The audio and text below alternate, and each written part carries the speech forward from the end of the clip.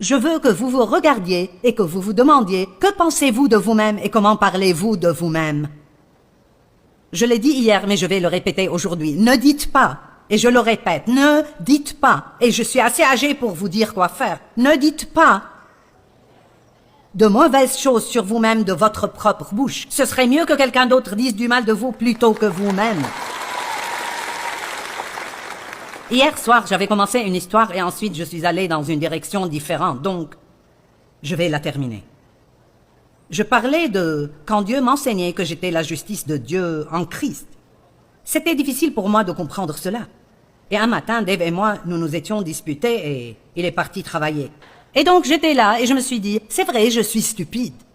Je suis juste un désastre. Tout ce que je fais est mauvais. C'est toujours ma faute, c'est toujours moi. Avez-vous déjà...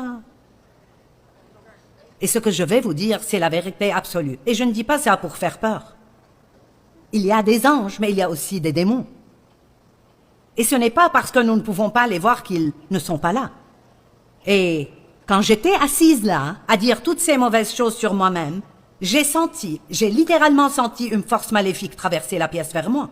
J'ai eu tellement peur, j'ai commencé à dire « Je suis la justice de Dieu en Christ, je suis la justice de Dieu en Christ, je suis la justice de Dieu en Christ ».